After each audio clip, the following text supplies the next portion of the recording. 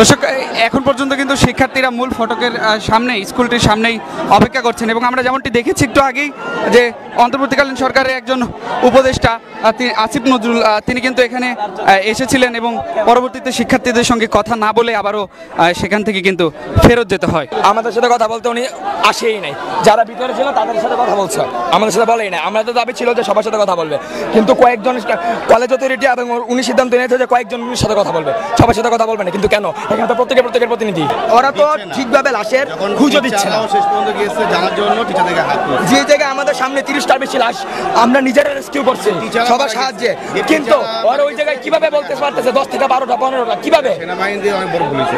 শিক্ষার্থীদের সঙ্গে স্কুলটির শিক্ষক কথা বলছেন এবং আমরা এখানকার যারা শিক্ষার্থী রয়েছেন সাবেক বর্তমান এবং বিভিন্ন প্রাইভেট ইউনিভার্সিটির সবাই এখানে এসেছেন। গতকালের এই নির্মম একটি ঘটনাকে কেন্দ্র করে তাদের মধ্যেও একটি আক্ষেপ কাজ করছেন, শোক কাজ করছেন।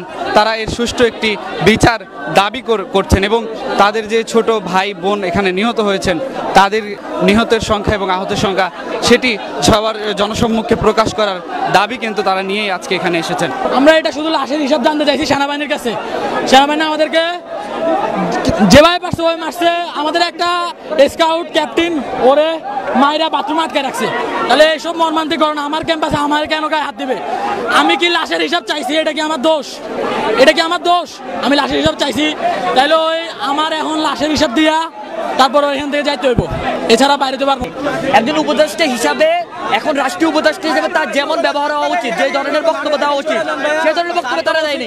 সেনাবাহিনী আমাদের সাথে যে ন্যাক্কারজনক ঘটনা ঘটিয়েছে তার মূল্য সেনাবাহিনীকে শুধু আসলে বুঝাই দিতে হবে। সেনাবাহিনীর মতো লোক, ইভেন বাংলাদেশের এত বড় ফোর্স সেনাবাহিনী, তাদের থেকে আমরা কখনো আশা করি না। ঠিক আছে, প্লিজ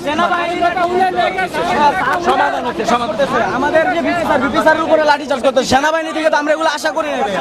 দর্শক, ইতিমধ্যে দেখছেন যে শিক্ষার্থীরা কিন্তু এই স্কুলের সামনেই কিন্তু অবস্থান করছেন এবং এখন পর্যন্ত ভিতরে কিন্তু প্রধান অন্তর্বর্তীকালীন সরকারের একজন উপদেষ্টা, তিনি আইন উপদেষ্টা আসিফ নজরুল, তিনি কিন্তু ভিতরে অবস্থান করছেন।